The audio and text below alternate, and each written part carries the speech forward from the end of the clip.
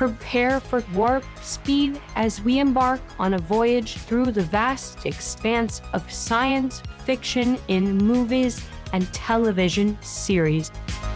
From distant planets to alien civilizations, we delve into the heart of the unknown, unraveling the tales that have captivated audiences for generations. Get ready to unlock the secrets of the universe on Code Flix.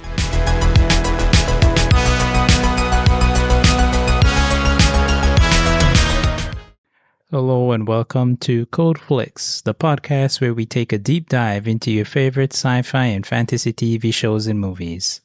I'm Andre Bonner, and in today's episode, we'll be looking at the movie Minority Report from 2002. This movie didn't initially spark me. I felt that I had to understand a great deal of the concepts first in order to truly appreciate it. And trust me, it has really grown on me as a story and how it is played out. I also recently did a episode of Total Recall, which is also another movie that was involved heavily by the name Philip K. Dick.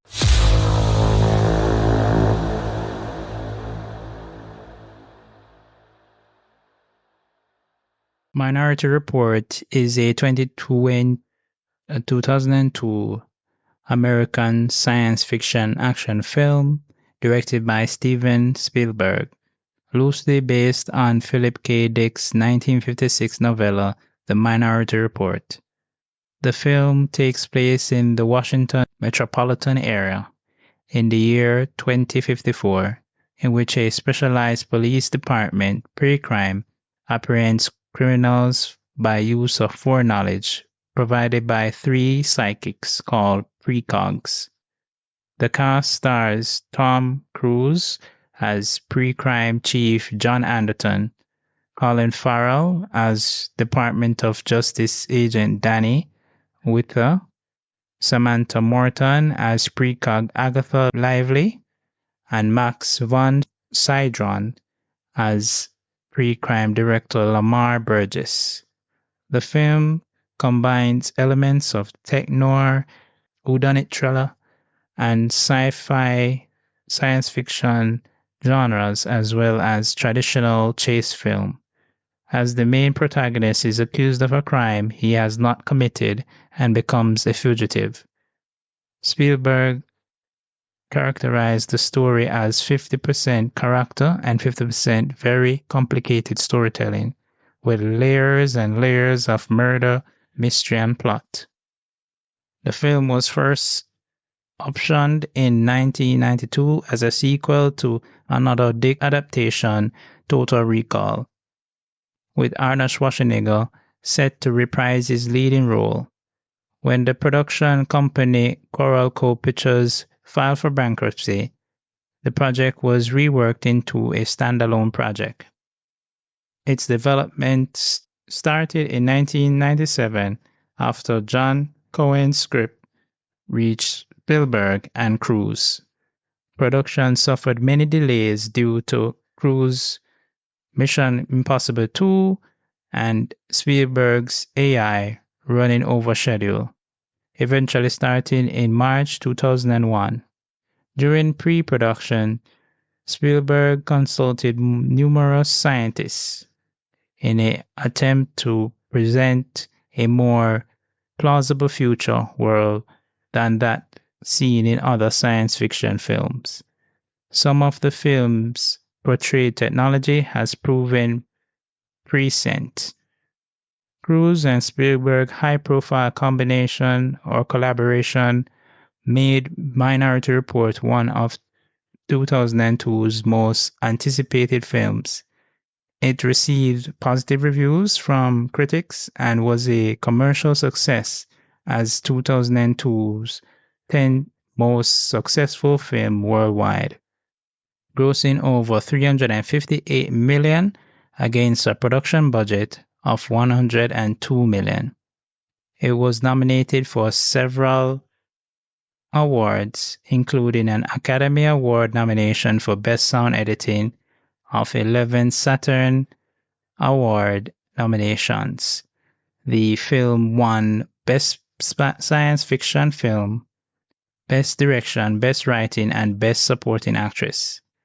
It has since been included in lists of the best science fiction films, a Minority Report tie-in video game, and single-season television series following its release.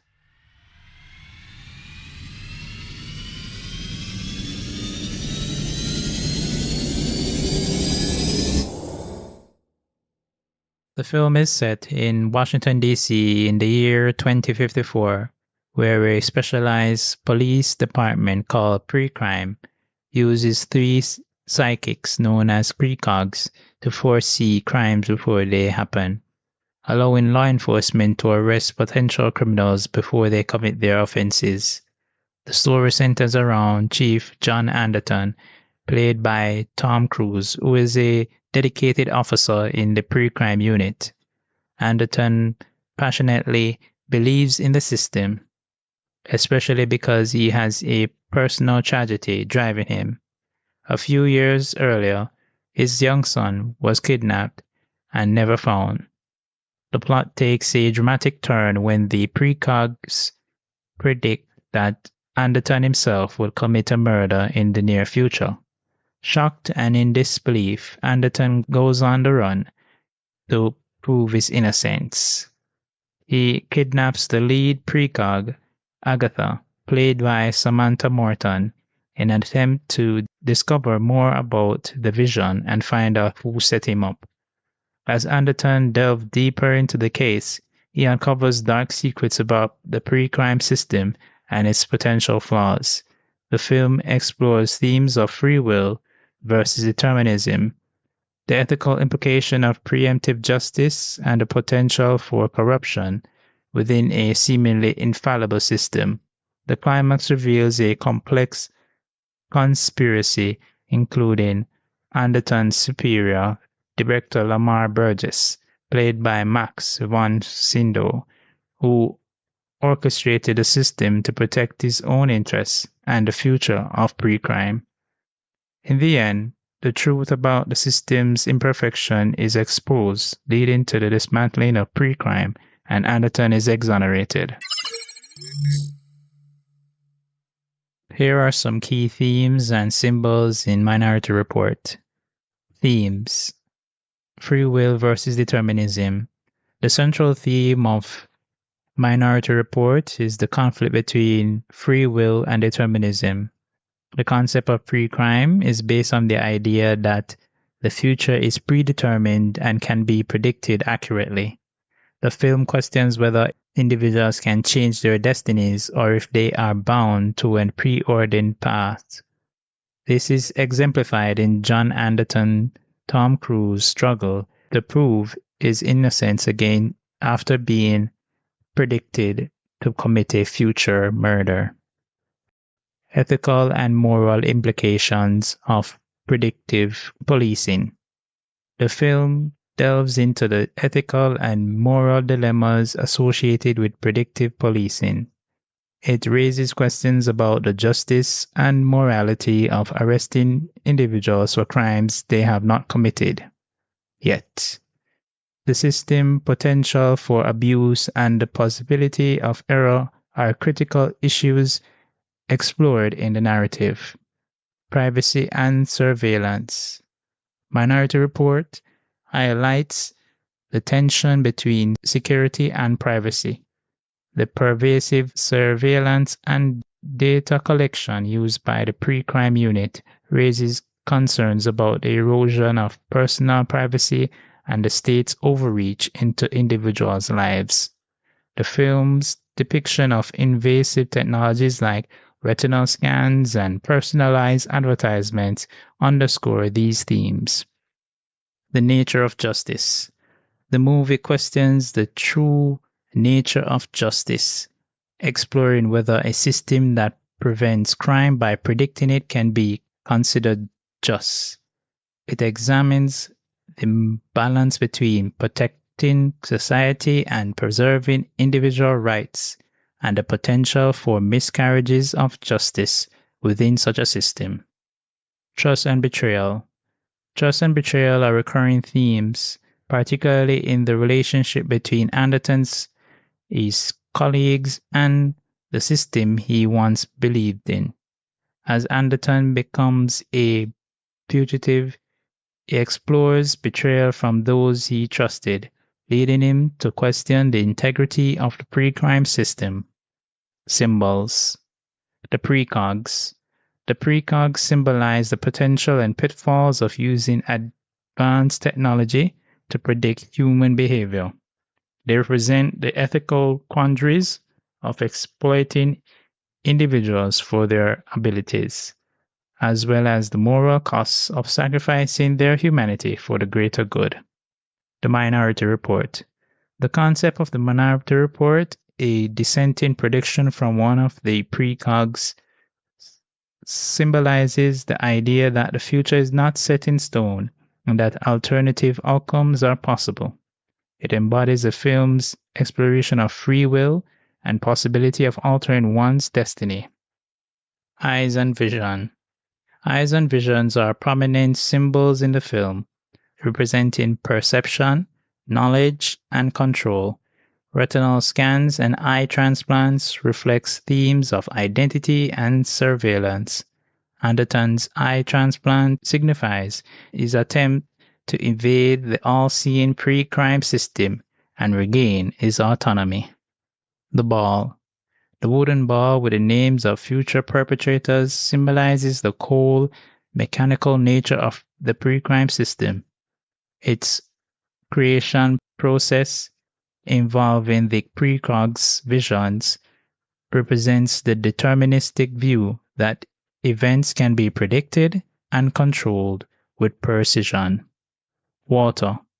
Water appears repeatedly in the film, often associated with the precogs who float in a nutrient-rich pool. Water symbolizes the flow of time and the fluidity of the future, suggesting that the future is not as fixed as the pre-crime system assumes. The spider robots. The spider robots used for scanning people's eyes symbolize invasive surveillance and the dehumanizing aspects of the pre-crime system. Their relentless search and impersonal nature underscore the intrusive and pervasive control exerted by the state. Minority Report is a thought-provoking film that tackles complex themes of free will, determinism, and the ethical implications of predictive policing. Though it is rich in its symbolism, such as with the precogs, the Minority Report, and the pervasive use of eyes and vision, the film explores the tension between security and privacy, the nature of justice, and the potential for altering one's destiny. Its narrative challenges viewers to consider the moral costs of sacrificing individual freedoms for the promise of crime-free society.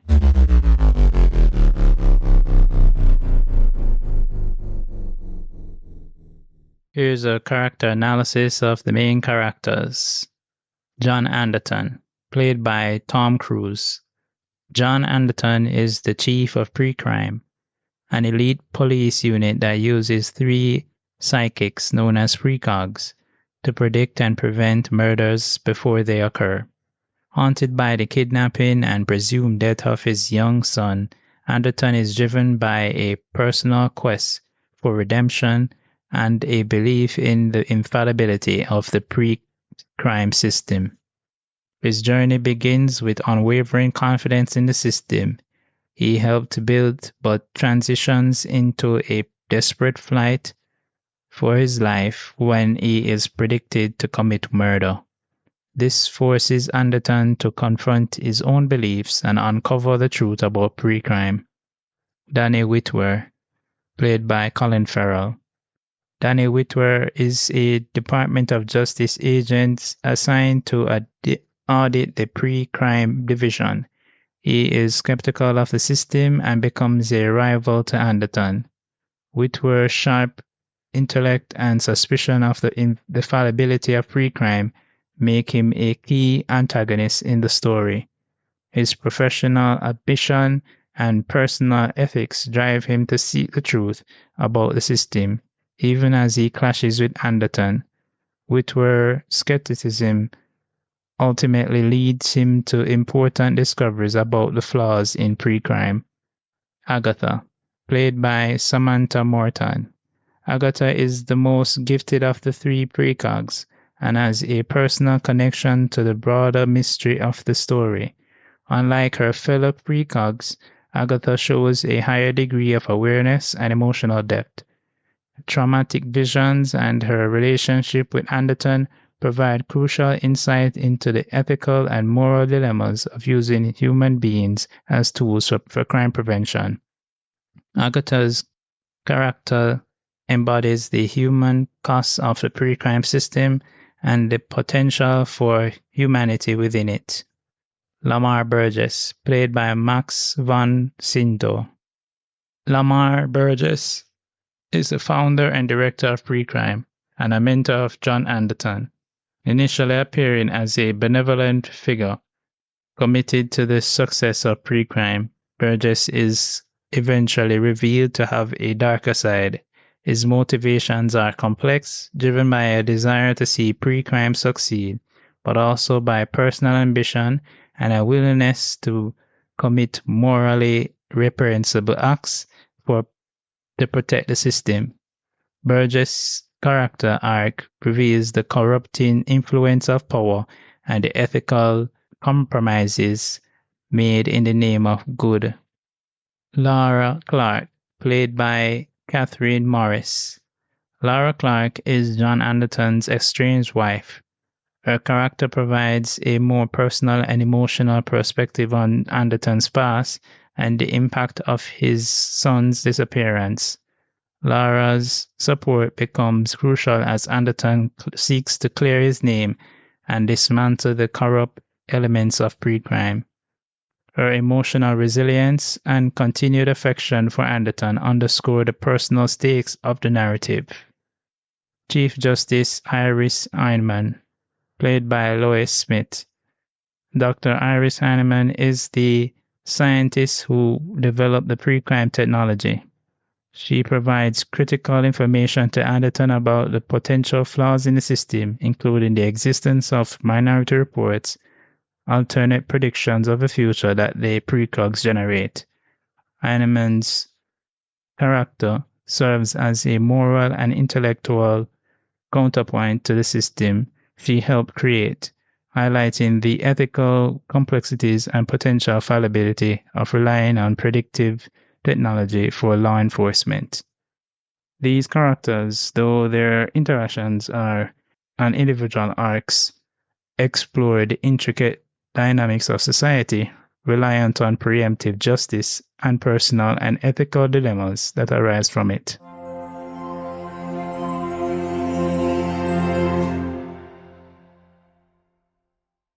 Here is a detailed overview of the production and design.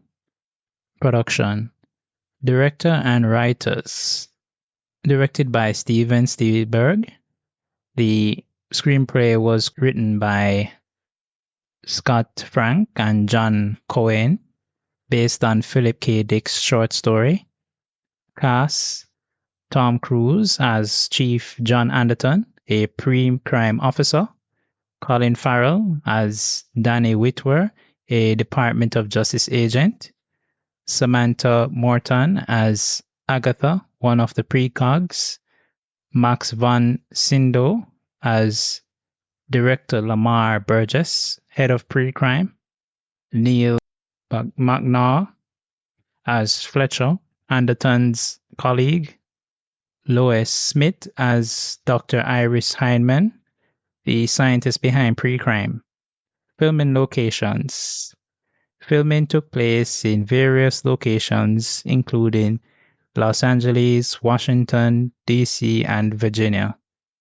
The settings provided a real mix and constructed environments to depict the futuristic world. Design, visual effects, and cinematography. Visual effects were handled by Industrial Light and Magic (ILM), creating a realistic and immersive futuristic world. The effects included advanced technologies like personalized advertising, autonomous vehicles, and virtual reality interfaces.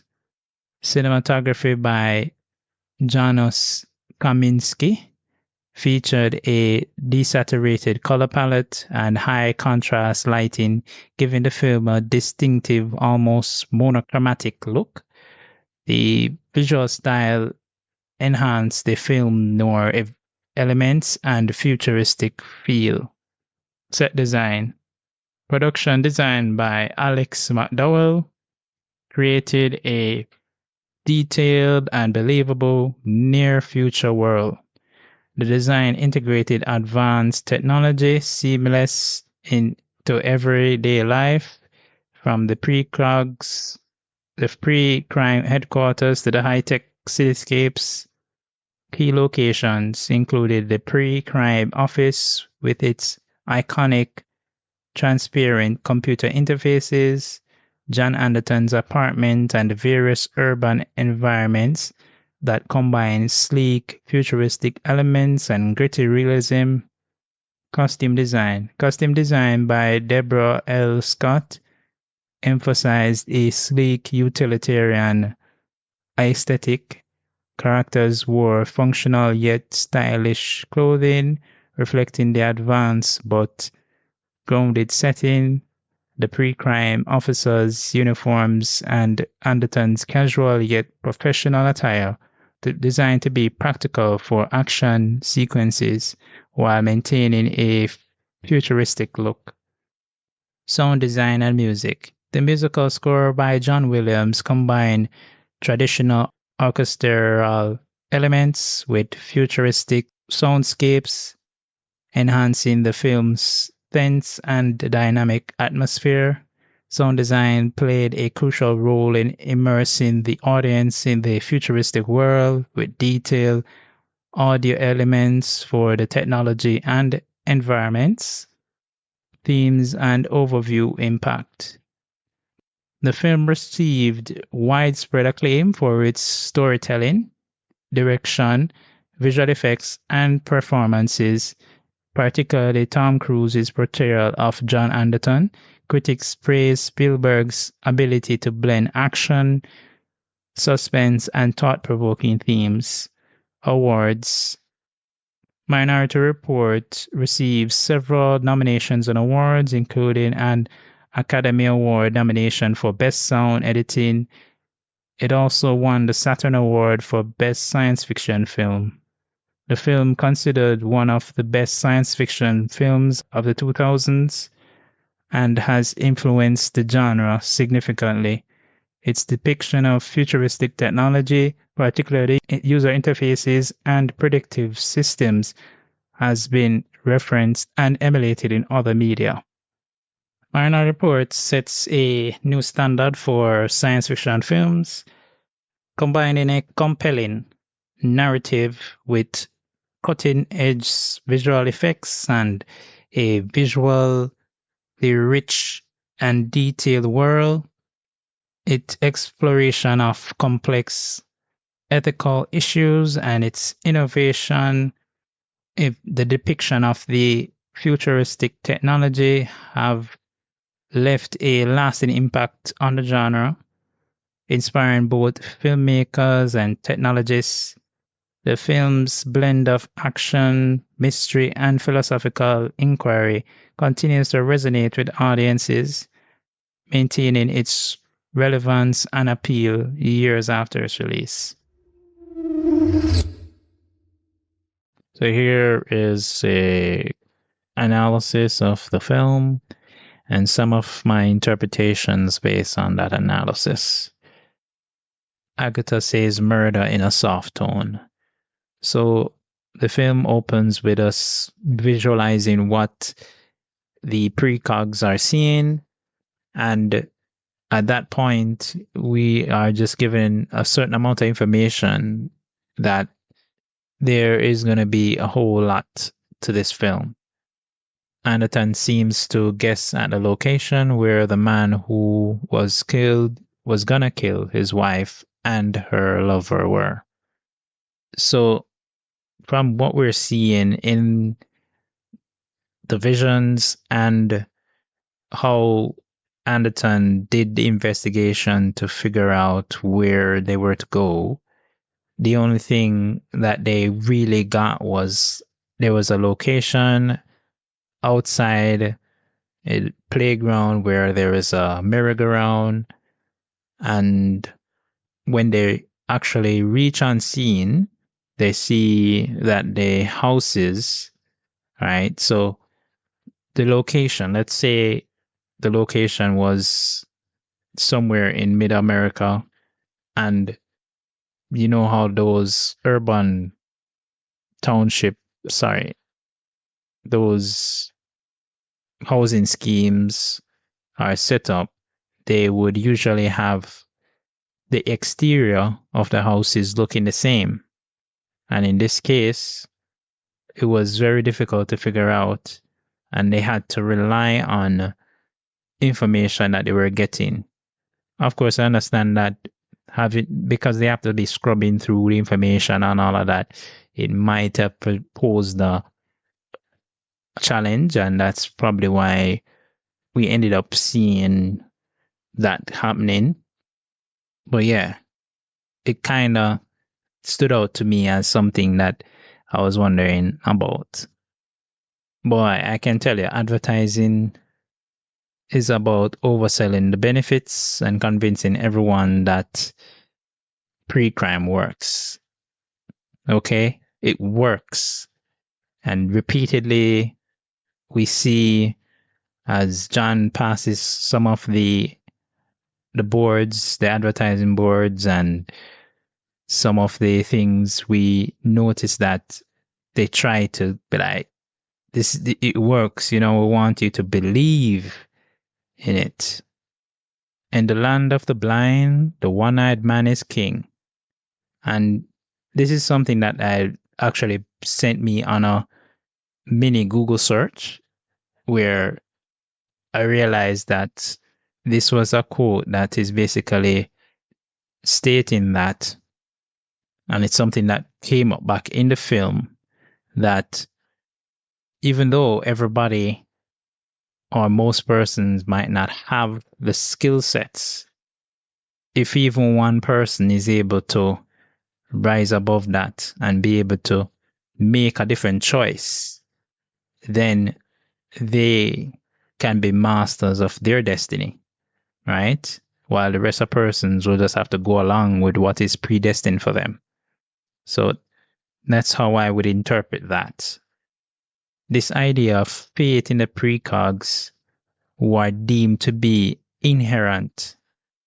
And this, I think, lets them overlook a great chunk of things that are happening in the background. Not just with the fact that the minority reports or the idea that people make different decisions based on how they're feeling and where they're at, right? But also the fact that, and it's something that came up in the film as well, where they explain that it is what you do, not what you're thinking of doing. So even if you're thinking of committing a crime, you're thinking of stealing, you're thinking of murdering someone, you're thinking of raping someone, you are not put on that list of potentially committing a crime, basically, because I just think about it. It's only what you intend to do, so it's possible future. So, they say they charge people with murder with intent. So this would be what? Murder with pre-intent, I guess. And it's kind of weird how you can judge something like that, you know? I think the relationship with the precogs and their caretaker is very creepy. I mean, I understand he's there to ensure that they are properly looked after and that they are okay, I guess, and so on. But does it have to look that way? Does it have to look as if things, I don't know, it just looks really, really creepy. Put the gun down, John. I don't hear a red ball. So this is Whitworth's exact statement because he was thinking that, hey, unlike everybody else, you've come to expect that if this is the case, if you're really going to shoot me here, then we're going to hear something. And then just by chance, it go off. But they didn't go off because of what John was planning to do, but something else, right? Again, they say the targeted ads, they don't play. These ads, them not ramp with the ads them. And this is almost true to life of what we should expect the future to be, where you can literally, and you can do it, they're doing it on your phone anyways, and your devices, the targeted ads based on who you are, right? The show will just show that they have made a step in a direction of using your identity based on your biological, your biometrics. So your iris, and they use that. But already we're seeing that, once you have your device and, you have to be careful about what you say around your device, and me talking while I have my device here with me. Yeah, that's what you call a paradox, right? When John goes on a run, it boggles the mind of how, this man has been a part of the system, helping to fight pre-crime. And he knows that the expectation is that nobody who in a situation like this going to want to just come quietly. They're gonna fight. They're gonna run. And for him to run, have all of this happening, and even a particular scene where the six stick, him hold the six stick now and just, touch him man, and the man just vomit all over everything, just wow. I mean, when I saw it for the first time, it was very, very shocking because, it just came out of nowhere. I'm like, I know they say it's a six stick, but I didn't literally mean that it makes you stomach sick, like that. But yeah, I'm glad they didn't show anything else after that in terms of that. Yeah. So John escaped in a brand new red factory made Lexus, right? After going through all of the fight and the pushback from different agents, now Whitwer is on his case and everybody, and the man managed to escape in a brand new red factory made Lexus. It's just kind of poetic in a way, I guess.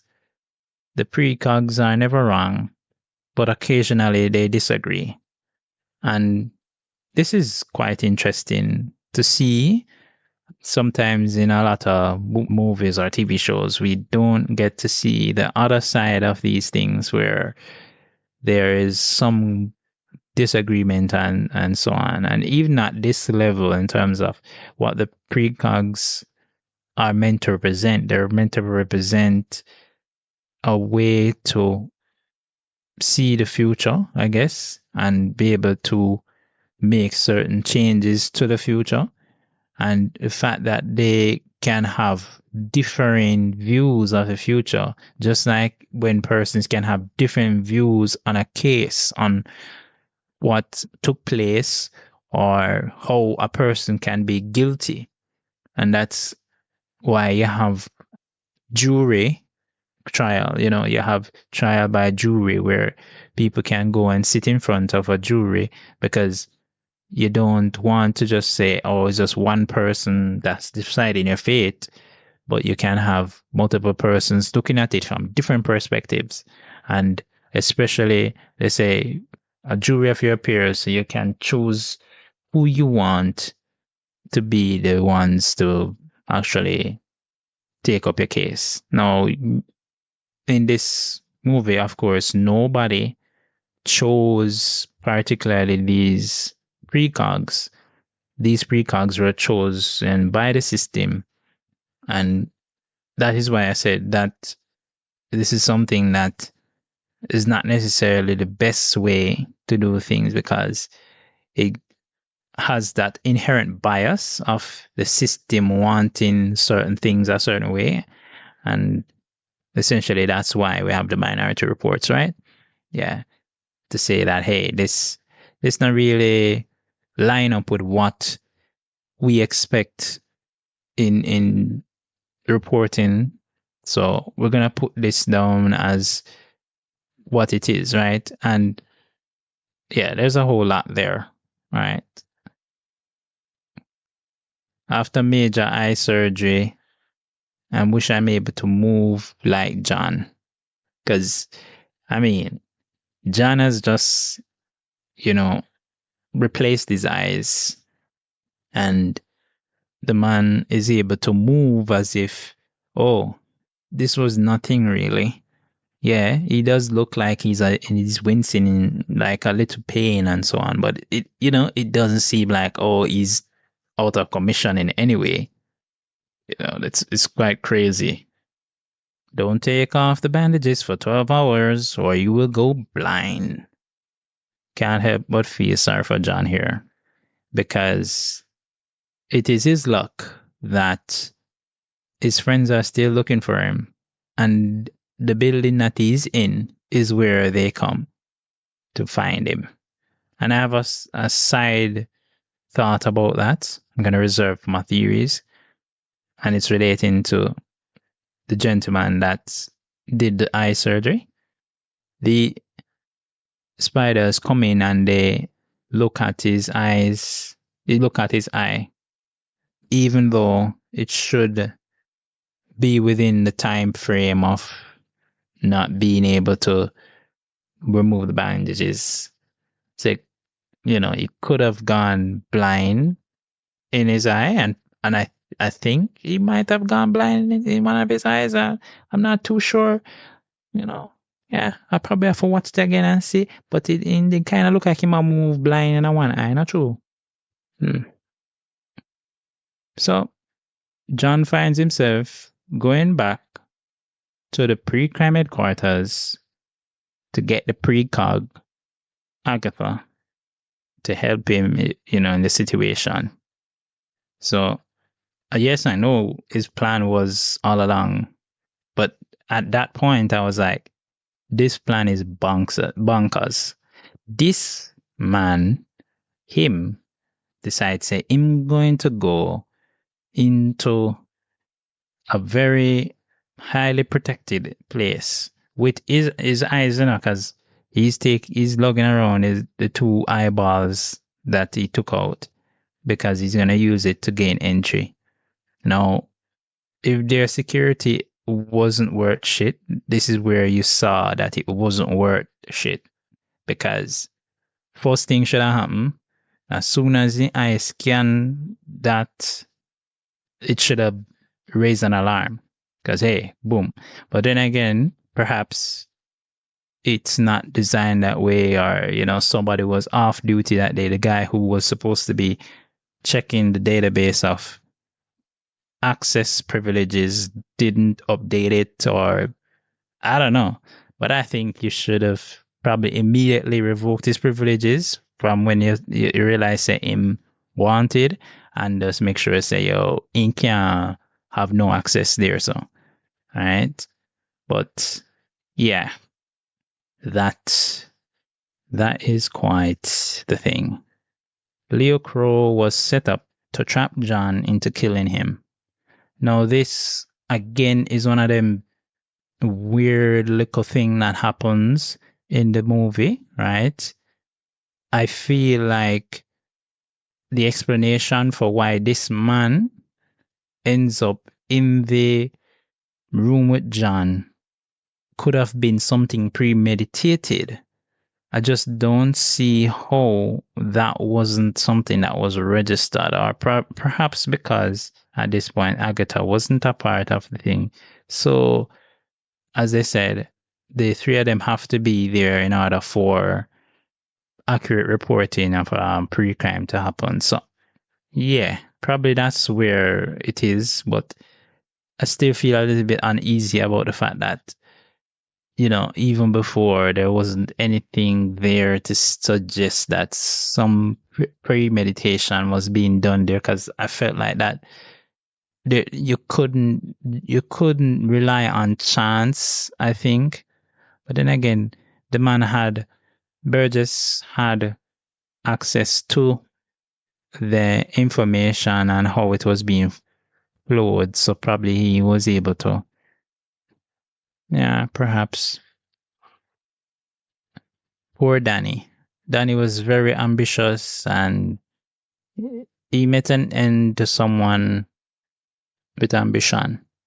Boy, I mean, Danny was on the ball, from that room where the evidence was laid out there, and he said, "No, man, this don't make no sense, because usually you don't just throw all of the evidence out there like that. It just seemed like it just be served up on a silver platter. This don't make any sense. Why would it be like this?" And from there, he's able to connect the dots that much that him come to the conclusion that him need to talk to the man who him feel, and probably at that time he wasn't too sure, but he wanted to be sure. He wanted to be sure that it was Burgess, and that's why he brought him in to kind of get probably that confession out of him, but he never realized how far Burgess would probably go, to come to yeah, he didn't know how far he would go. I don't think he thought about that part. It's a pity. I liked him. Who will figure out who will kill Anne Lively now? Because little after this, them catch John, right, at his home with his wife, and they halo him, put him in a deep freeze, basically, right? So he can't really do anything to help the case, or to prove himself innocent, because he has just been tried and sentenced in one go. Agatha is put back in, which is a good thing. Then put her back into the system.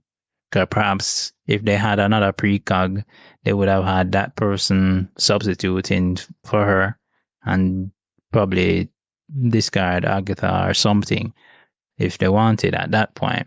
But they've just chop it up to that being the fact that, hey, Agatha is basically like a software, so them just plug her back in without considering that, hey, that would be it.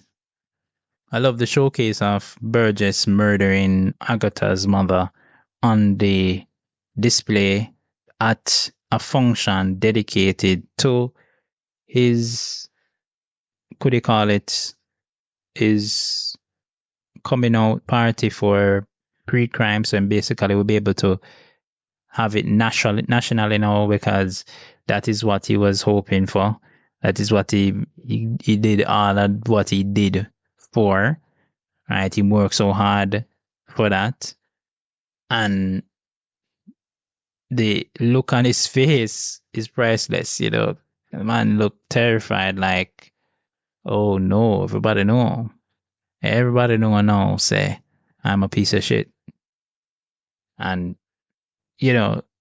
big props to John's wife. She really did a lot. She went to break out John, and then John is able to come and set up this thing and call the man and provoke him and thing, make him come for almost kill him. Yeah.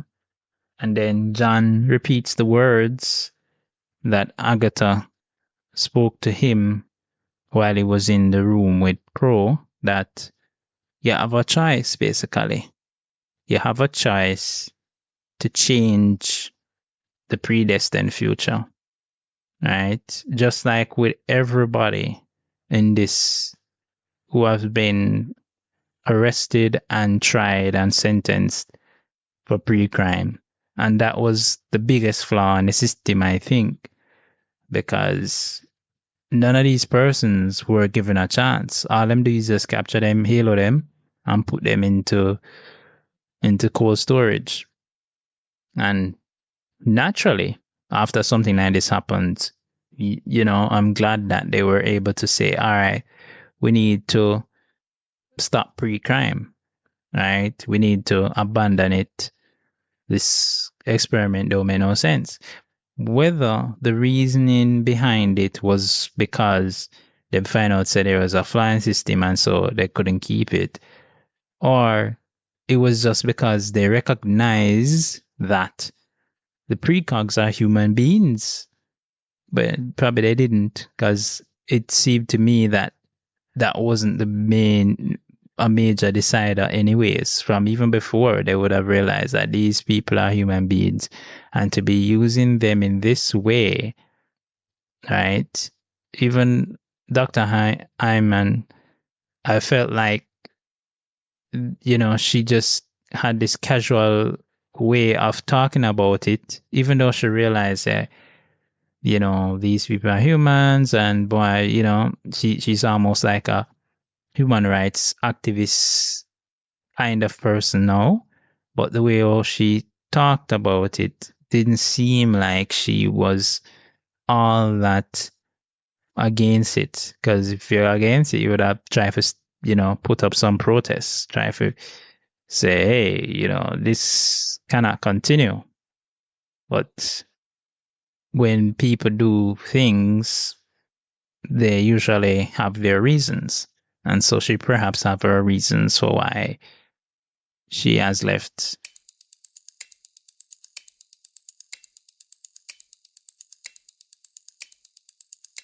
So here are some theories about Minority Report that I have, and as usual, they're in question form based on some of the questions that comes up. What is life like for a precog? That's something I consider, because apparently they have been birthed from parents that are a parent that had a drug addiction problem. And so it caused some defects in the birth, right? And from what I understand, when something like that happens, a child should be under the care of the state if the parents aren't available. And so the state decides, say, the best thing for them would be to put them into an experiment, because they develop or seem to develop some special abilities. And these abilities could be useful to the state, apparently. I mean, isn't that crazy that you have a system that wants people to be safe, but they are willing to sacrifice some children's life, normal life, to do that? I think that's quite crazy. How did John get framed?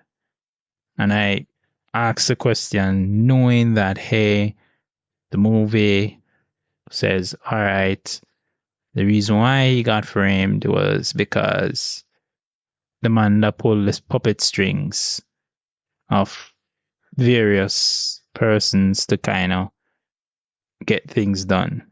And to me, that the whole idea around having something that premeditated, I think it should have raised some flag in the precogs. It should have been something that would have been just as though Anne Lively's murder and other things would have been, would have bubbled to the surface. It should have been, I think, something that could have been equated to a crime, because you're basically trying to frame somebody in a particular fashion and set up someone to commit murder. So I think that is a crime in itself. So I don't understand why that wouldn't be one of the parameters. Perhaps it's just say, all right, the person who did it, and once we get that person, then we'll find out why that person did it. Yeah, it raises a lot of flags for me. It's unsettling about how that whole process would be. Why didn't the precog see the framing action as a part of the crime? And that's the sub question underneath. And I kind of answered it just now, but it's still something that it doesn't quite make the cut in terms of how predestination works, right? How predestination works, at least in this, is that there are possible futures that are seen by the three precogs, right? But if there is a similarity in how they see it, or at least two of them agree on some of the facts, then it becomes the major report. And the one that is not so much becomes a minority report. I think the minority report, we see the flaw there, right? And that's what the movie is about, the flaw, that the minority report can be hidden because, or misinterpreted, because it is still one of the possible futures. So it should still be a part of, I guess, the equation. I think that whole process of having these supposed things just be filed away because they're not so important, they should be, and at least until the case is fully resolved, they should be considered. So why aren't they being considered? That is another question that comes up. How does the perspective change with the revelation of the flaw in the system? So what I would say about that is that persons might be aware that most of the individuals, and they said that they did wake the people them up, the persons who are in the sleep and thing, them take them out of that, but they still watch some of them because, of course, some of the crimes might have been real crimes, right? But there are some that people might be definitely innocent, that they didn't do anything. They might have made a choice, like other persons might have made a choice based on how they felt at the time, and not necessarily because of the events leading up to what they were doing. So them finding that flaw in the system has helped them to just basically abandon the system, basically. And that is good. But I'm wondering what effect that has on the society as well at large, because this is a society that has seen this thing being working for a while, and it's not gonna just go away overnight, and people not talk about it or think about it because they'll be wondering, is there something to this? could it work if we could be able to fix these flaws or to mitigate these flaws, or we're aware of them, yes, then these flaws can happen, but this is how we could actually do things. We could actually conduct different kind of experiments, find some way to use non-humans. That's my thing. And, or something, because, obviously it worked to a point. It's just that we just need to figure out how to get it to, yeah. And the last question really is, does pre-crime deter criminal behavior? And I would say perhaps yes. And that scene where Anderton goes to the club where we find that guy that, basically worships Agatha and, is also in fear of her because he is basically, he's not even a criminal, but him, thinking that, hey, Benif, make sure I say you understand I'm not intending to do anything, and if you can read my mind, so I feel like that in itself is what they hint at to say, oh, this is probably like how it might deter, because just people thinking about the fact that pre-crime catches you based off of what you're gonna do, right? And the actions that you have taken to reach to that point. So in that sense, is that a deterrent?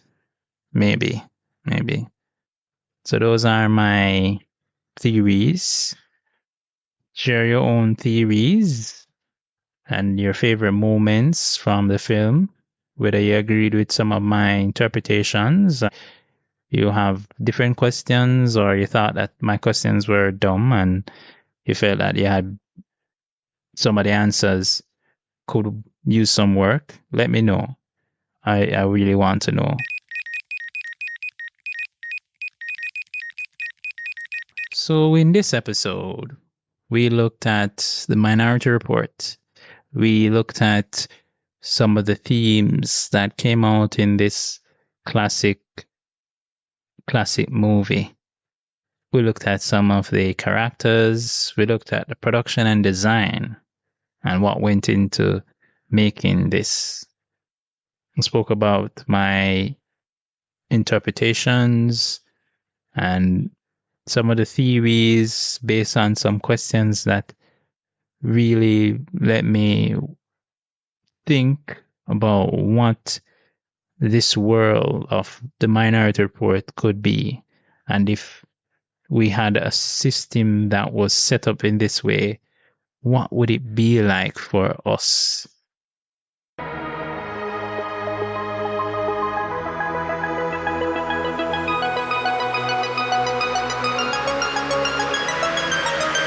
So at this time, I'd like to encourage you to subscribe and follow the podcast for future deep dives in a world of science fiction.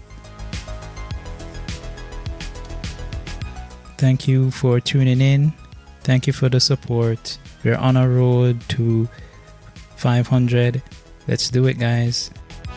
See you next time.